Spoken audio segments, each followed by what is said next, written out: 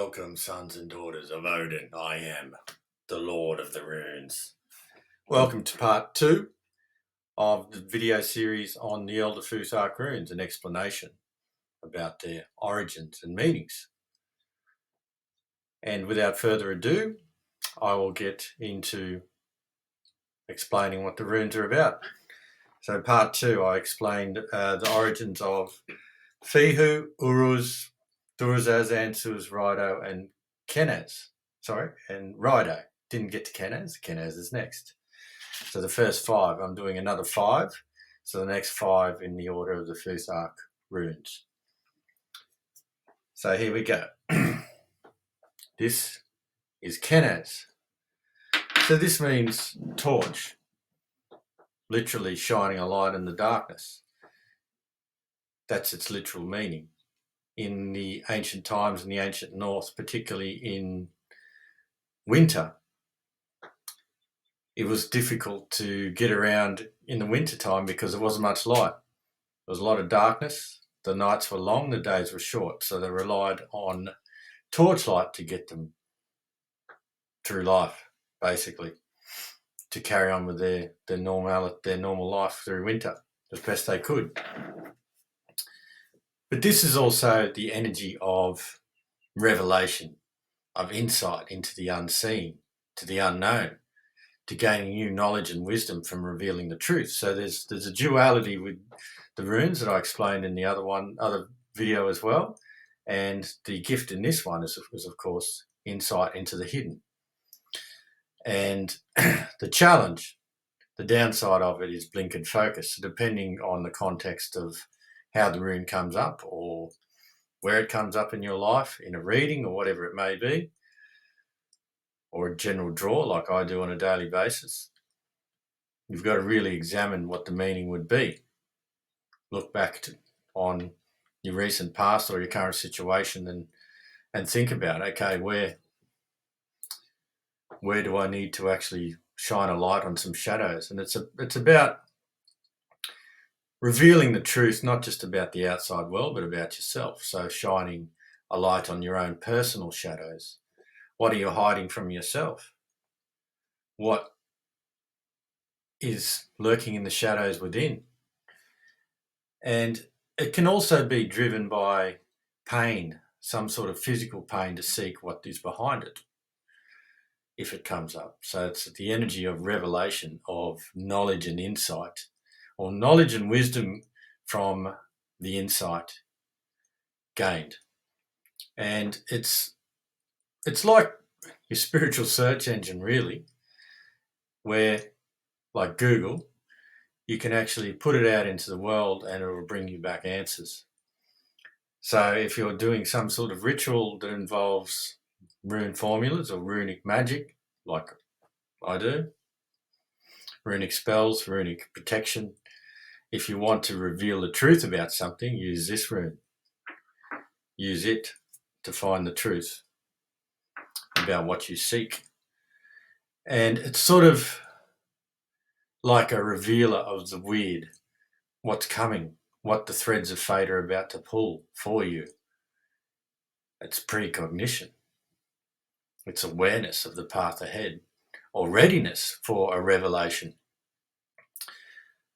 It has many uses, it has many benefits, and when you utilize them, knowledge and wisdom is the result from the insight, from looking, from being ready to look for the truth.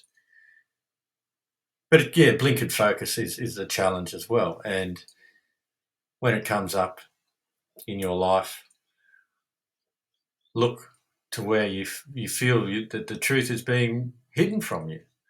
Even today, the world we live in today, there's just look at the media, for instance, and TV. There's a lot of bullshit that is spruiked, lies, things that we're told about, and many things that we are not told about. It's not just about lies, it's things that are being hidden, but hidden in plain sight. If you know where to look, and you have the courage to look, then the truth shall be revealed. This is the energy of Kenaz. And when it shows up unannounced in your life, you see it somewhere or you feel its energy, pay attention. Okay, so the next rune, where is it? Here we go. This is Gibo. And Gibo means literally gift. The act of giving, but also receiving. And it has a duality as well. So it can mean the honour and trust that is attained from receiving and giving. The challenge is a little bit of greed and jealousy and resentment from not having enough or not giving enough. So it's generated either way.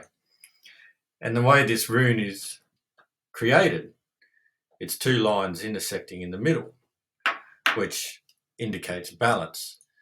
When you have a good balance of, or when you have a balance of giving and receiving, then it balances out a lot of things in your life. You are in balance.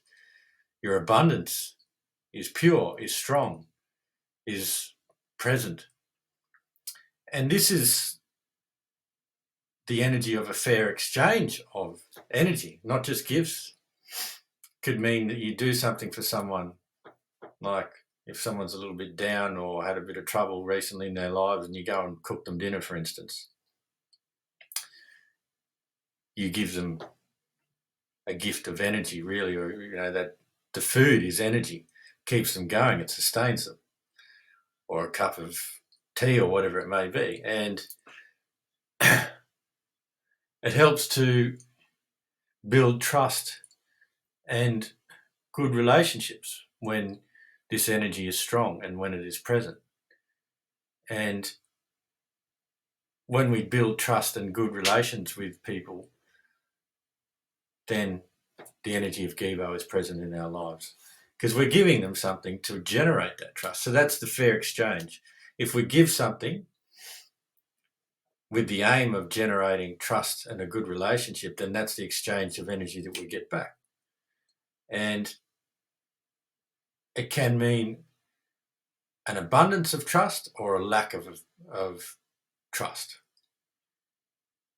And it is a very positive rune to utilize if you want to invoke the energy and evoke the energy of giving and receiving.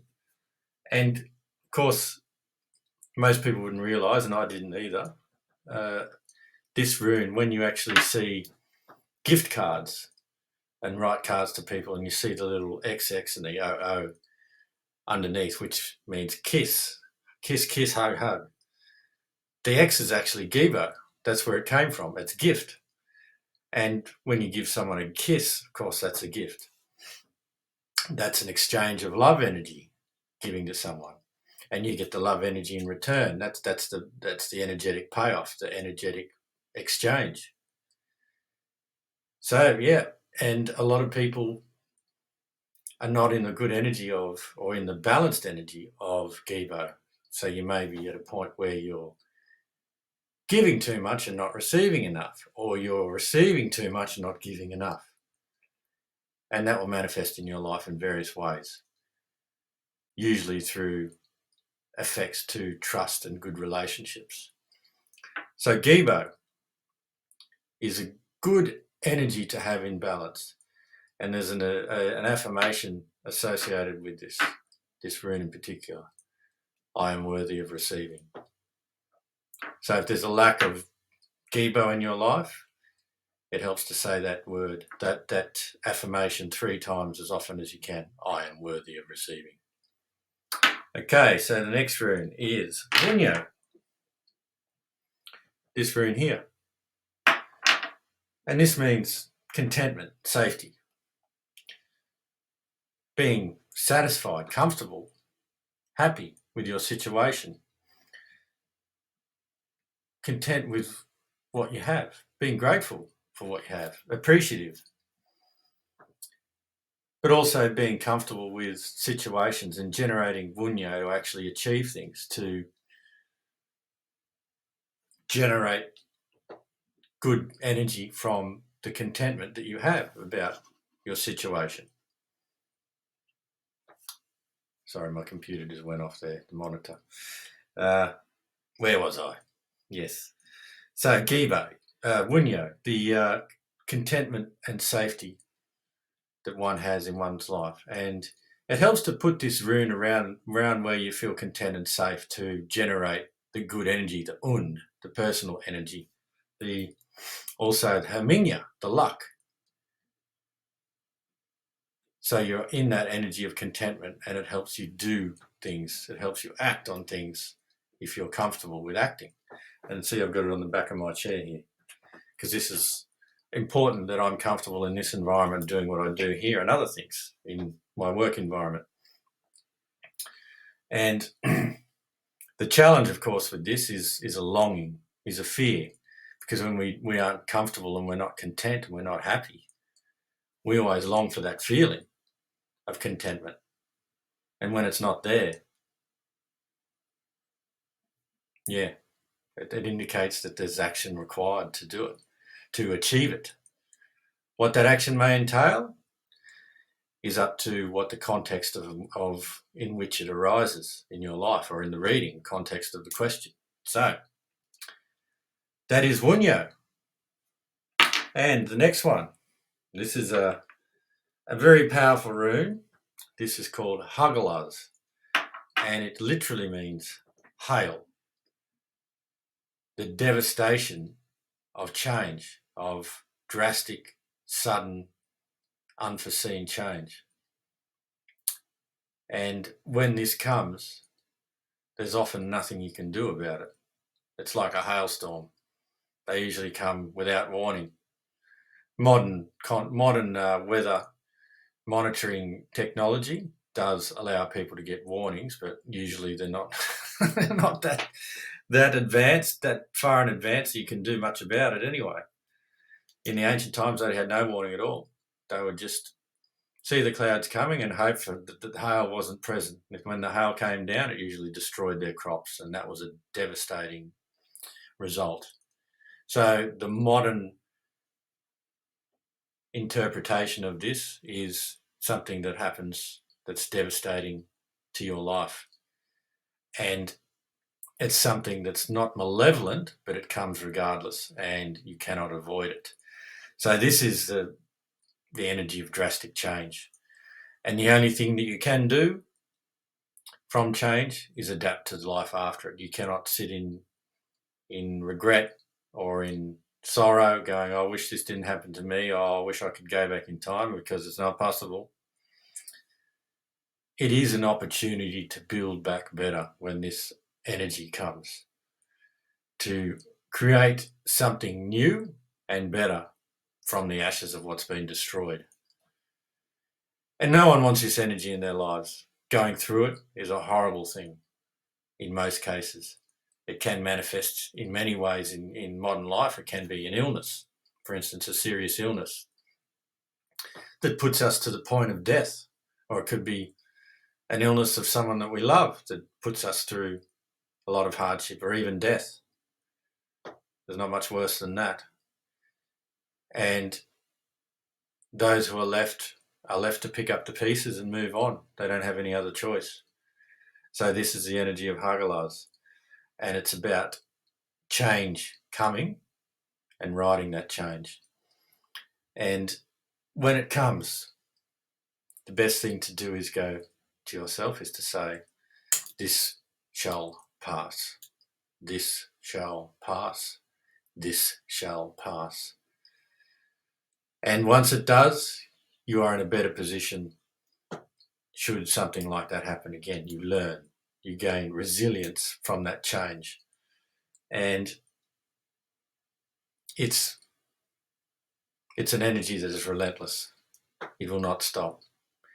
And when it comes up in a reading, for instance, or in your life, look at the context of what your situation is, or the question you may have asked, and that will give you clues as to what the wyrd has in store, where the change could come, and be prepared. So this is also a warning that change is coming, and to be prepared.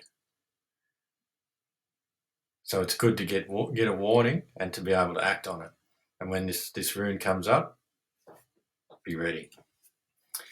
So the final rune for this reading, for this video today, is Nauthiz.